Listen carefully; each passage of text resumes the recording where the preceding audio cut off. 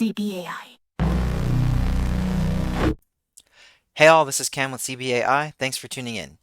Today I'm going to be showing you how to navigate the Suno Studio UI. What is Suno Studio? It is a new technology from Suno called a Generative Audio Workstation, or GAW. If you have been working with music production tools before, you're probably familiar with a digital audio workstation, or a DAW. Some examples of these would be Pro Tools or Ableton Live, where you can do your music production. Now, why is it called a GAW instead? Well, we can create generative AI generated audio, and within the traditional tool set, the traditional views of a digital audio workstation, and in addition to having those DAW tools.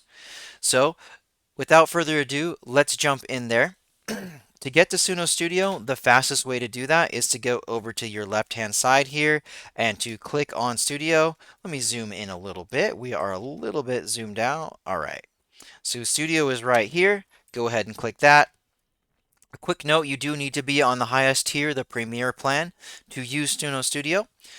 So now that we've loaded up Suno Studio, it's going to load up whatever the most recent view you had, whatever studio project you are working on. So right now I have a brand new one called Untitled Project. Let's jump in and start getting familiar with the layout. If you're like me, I am familiar with DAW tools, but this one was throwing me for a loop. There's a lot of stuff in here. It can get easy to get overwhelmed. So the first area you're going to notice, and the primary one, is the timeline panel, which is this section right here. And so you've got your traditional view, if you've used these before, with your tracks on the left, your timeline over here. Let's jump in and start talking about what some of these tools will do.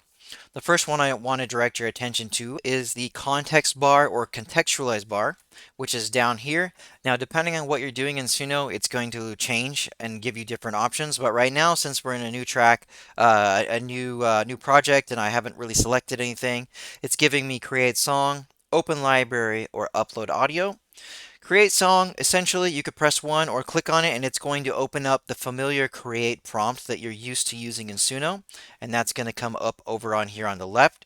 So you could go ahead in here and create a song.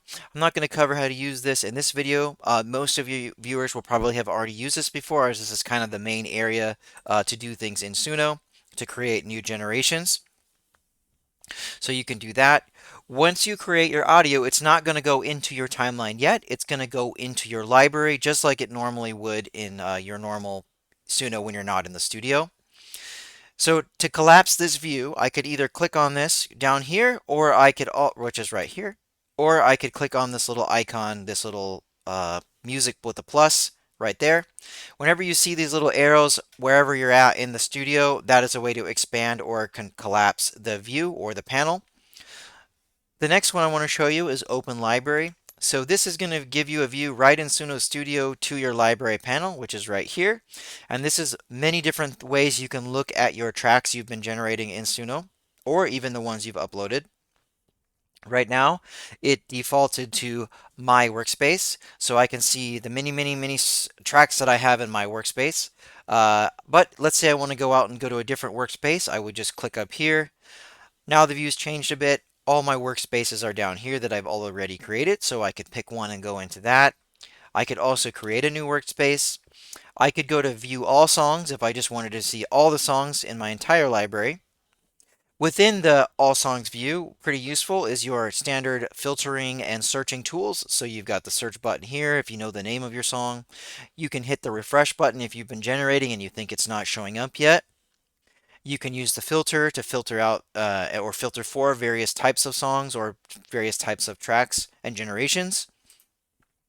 You can filter by newest or oldest, or as well these other options like liked, or only the tracks that you've been working with in your project. To go back, if you want to switch to a different studio project, you can do that here as well by clicking on this studio projects button, and it will bring up a view where I can pick which studio I want to work in. If I do that, it's going to abandon this project, or not abandon, but it's going to pull up a different project. So let's pull it up here. So now I have a different project. Don't worry, you don't need to hit the save button ever, because Suno is actually automatically saving, and there's a way to go back to different versions of the saves if you need to do so, in addition to using the undo and redo buttons, which I'll show you in a minute. So let's say I don't want this. Let's go back to my my untitled track. That's my brand new one, which it would be right here. Great. So now we're back into the main untitled project. That's about it for the library pane. What you can do from here is access all your songs and bring them into your timeline work area. Let's collapse that. Another thing you can do is upload audio.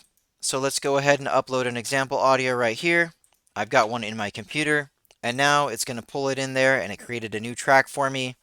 It's a .wav file, and it is uploading.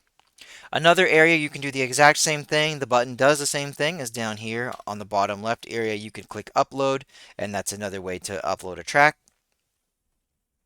You will also notice that down here, my context bar has changed now that I have selected a track.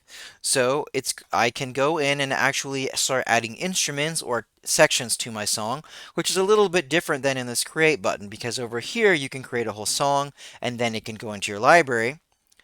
Just into your library, but over here you can actually start adding parts to your song. So maybe I wanted to, instead of doing an entire song generation, because I already have a song, maybe I just wanted to add a percussion part, and I just wanted to make some crazy bongos for this metal track. And then you've got your standard options, but no lyrics because I'm just doing a percussion track.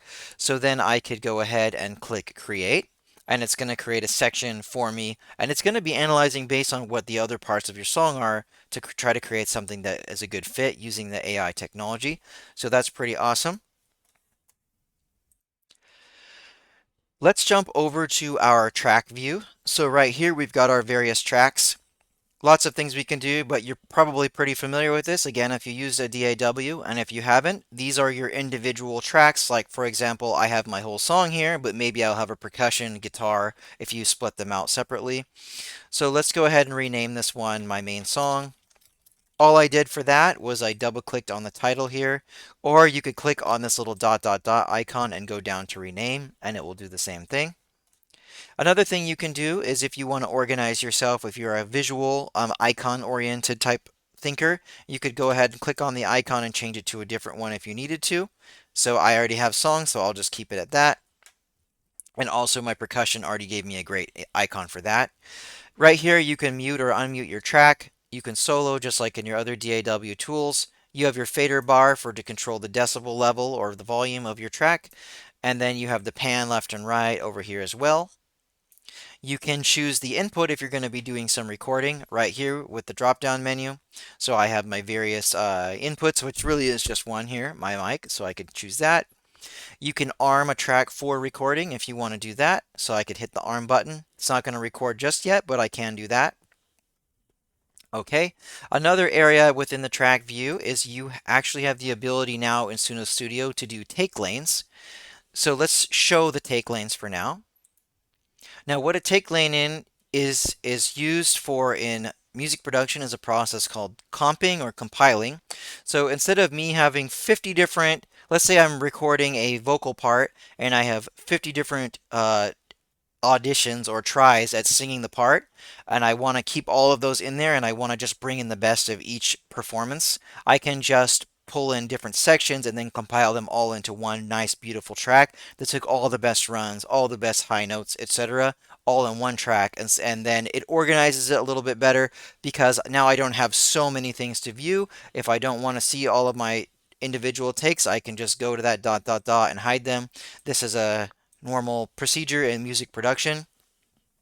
Now, to hear the actual takes, as you can remember in Suno, since it's generative audio as well as normal recording, I can hear the two different versions of the audio, the AI prompt that I used.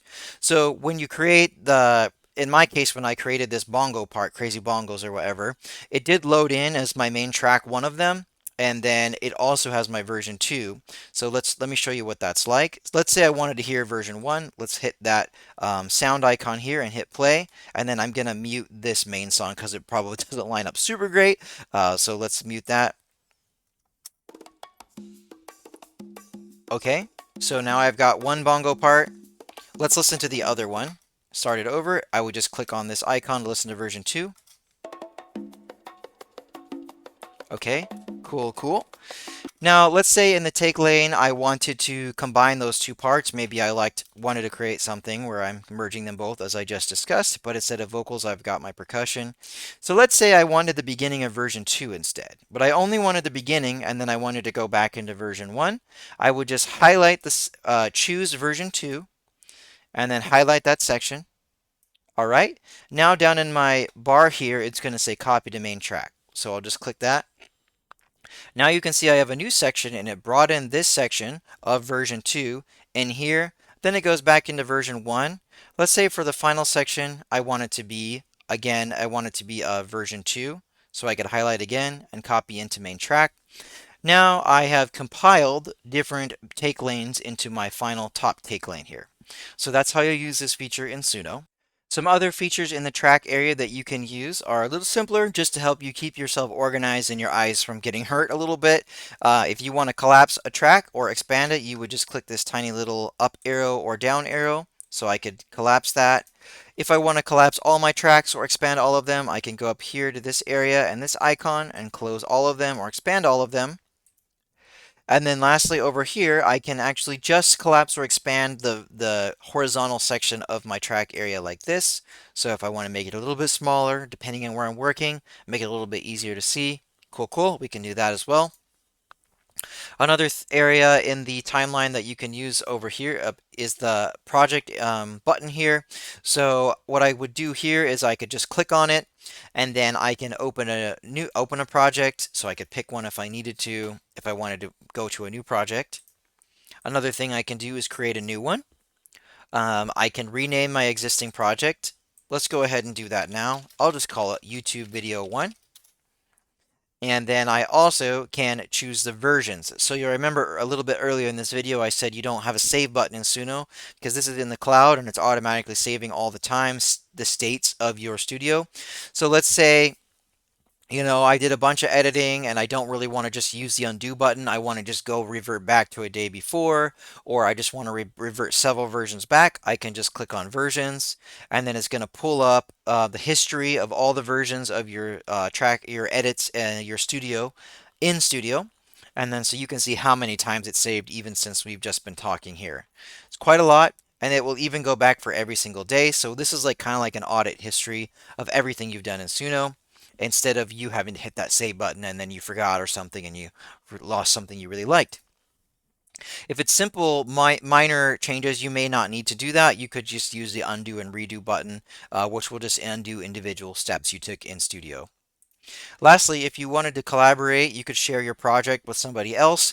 Although I would recommend, please note that this does not let them get access into your actual studio to do editing. Like if you're using other cloud software, like maybe Google Docs, you could both be in there editing at the same time. No, that's not what this is. It's kind of more like gives them a way to copy paste what you have, and then they can go out long and do their own thing. So they get their own editable copy and they can't change yours, but they do get a copy of what you are already doing. So you could do that. And then lastly, on this top area, we have export. So if you click the export button up here, you can export a full song, which is all of your current state of your song. It's not exporting actually a file yet into your computer. It's just exporting creating a new track within your Suno library. That is the same thing that's happening here with the second option, although it will just create a new track for you with the selected time range, and it's going to be all of the state of your song as it is. And then lastly, if you want to export out of Suno into your computer, you'd click multi-track, and it is going to export a .zip file, and within that .zip file will be your .wav files for each track of your song you're working on. Next in the timeline view is the transport area, which is this whole navigation control bar area down here, which you are probably familiar with. Most of these are pretty standard tools within music production, and so I'll just quickly cover those. You have your metronome button, so you can have it to follow the track. If you have a track of music where the tempo is not always the same, maybe it fluctuates a little bit, you try this. Or you could click manual beats per minute, which is a consistent metronome beeping, and then you can choose the tempo down here with the plus or minus, or type in the beats per minute that you want. Over here is just to arm the metronome so that it is actually clicking on or you could turn it off. Here is your record button. So if you did want to do some recording, make sure that you have your device selected, that you have armed the specific track that you want to record on, and then if you click this record button, you will start recording. So for example, let's do that. So now I'm just recording over the top, and now I have a little section here that's actually just my voice, and it should play if I hit that take lane. So now I'm just recording over the top. All right, so that's one thing that you can do is record. Next, we can do back to section start or forward to next section start. So if you want to navigate between the different sections, just click these buttons. You can hit the play button or hit the space bar to play the song. You can loop sections. To change the places that you're looping at, just use these pink flags and drag them around where you want them to go. And then you can also follow the playhead. Let's say that I am zoomed in pretty far, but I want to follow along. I could just click on here, follow playhead, and then it's going to do that for me like this. Versus if it was off, it will just go along. So you could use that depending on what you want. Over here, if you click down in this time area, you can choose the clock settings to be either just based on the time, where it tells you the amount of time that's elapsed in your song, or you could do it based on the beats. So if I go back to the very beginning, it will show 1.1.1, which is the downbeat of the song. Over here, I also have zoom in and zoom out buttons and a reset zoom button, so I can go back all the way out if I need to. And that's about it for the timeline area. Let's move on to the next one. Now, lastly, over on the right-hand side, we have the details pane, and this is going to change quite a bit depending on what you selected in Suno. But essentially, let's take a look at it. So for example, let's say I've got a track selected. Let's say I select main song. All I've got here on this main track is the ability to change the color, to delete it, or to duplicate it. Or I've got this follow track tempo button. I can also rename it just like I did over on this side, or I could change the icon. I also have a collapse button here, so I can collapse it or make it big again. Let's say I selected a specific audio track. Let's try clicking on this one. Now it's a little bit different. Now I have remix buttons, so you could do that. You could do the ups and thumbs up and thumbs down on the generated audio. You can go in and do your normal Suno actions on it. You can also do things like control the color, make sure the tempo's on beat or stays on the original tempo. You can transpose, you can do the speed of the track and change it there. You can change the volume of the specific clip, and you can even extract the stems. Another area which is probably more useful for you is if you are choosing a song over in your library area. Let's click on one of those. Now you're going to see pretty much your familiar details panel that you're used to seeing in Suno. So it's got the picture, it's got the lyrics down here on the right hand side. It shows me that I covered it. It was based off of a cover. It's got some of my my prompting in there. And then I can either do the remix edit on the track, which is your standard Suno tools, or a big one that's going to be useful is to extract the stems. You probably already use extract stems, but if you haven't, this will give you two options. You will either be able to extract a vocal stem and all the rest of the instrumentals as its own track, or you could use it to detect all the stems and extract all of them. This is going to be pretty useful in Suno Studio if you're really seriously using your generated audio to edit it and improve it. So to make it simple, let me delete these. I don't need them anymore, and I'll show you what that would look like. Let's go ahead and extract these stems. I will choose all detected stems, and I'll wait for that to load. All right, now that my individual stems have loaded and been extracted, I could pull them in individually if I just wanted one or two or what have you. I can use the dot dot dot and do various normal Suno actions on the individual stems. Or probably what you're really going to do with it is either download them or insert them all into your Suno Studio. Let's insert them. And let me close my library view to make this a little easier to look at. And let's close the details view because we're just about done with that. All right, so now I have pulled in all of my individual stems into Suno Studio, and I can start using the Suno AI generative technology on every single track individually, and I can do all the good stuff they are used to doing in Suno, but now they're in a nice DAW view. And so that's another thing you can do that's very useful in the details pane. And last but not least, just a few housekeeping type things I want to show you that may make it a little nicer for you and easier to look at when you're in Suno using the UI. Number one is if you wanted to expand for some reason your main Suno little navigation tool here, you could click this arrow, which will make it bigger if you wanted that, or you could close it. Another area you can collapse is just get rid of this screen altogether and make it look nice and pretty in the studio. So now I've just clicked that button up here to get rid of this little sidebar, and now I have a really nice view into Suno Studio. And then lastly, you can change the layout. So that's what this button is going to be over here in the top right, layout.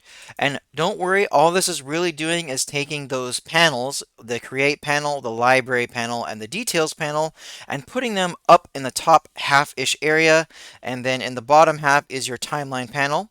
You can change this to make it a little easier as well. If you wanted to see more or less of different sections, you can go about to the middle and then use this arrow. Once you see this up and down arrow right here, use it to go up and down and drag however you want to see. And then using your actual browser window, you could zoom in and zoom out if you wanted to just be able to see a little bit more of each section or what have you. So there we go. So that is the layout view. Lastly, there is a learn button. So if you're struggling to remember how to do a certain thing, like let's say, for example, how to add an instrument, just click on learn. And then our friends from Suno have created their own little help videos that are very, very quick to help jog your memory if you forgot how to do something or you need to remember how to, or learn how to do something. So those are here. And then lastly, there's only one small thing. If you want to be mindful of how many credits you're burning through while you're doing your editing, you can check up here in the top right corner to see this credits remaining icon, which will show you I have about 9,900 left in my case. And then you can do that as well. So beyond that, that is how to use the Suno Studio UI in version 1.0.0. If you found this video helpful, please give me a like and a subscribe. Hit that bell notification if you want to keep learning more about music AI technologies and how to use them and incorporate them into your own workflow to create the most human-centric music possible. Give this video a share if you have other creative friends who are using Suno. And then last of all, leave me a comment below any videos you'd like me to make or ideas you have for the future, any constructive feedback. And if you just liked the video, I love to hear it. And that's all for this episode. Thank you for watching. This is Cam with CBAI. I hope you have a good one and take care.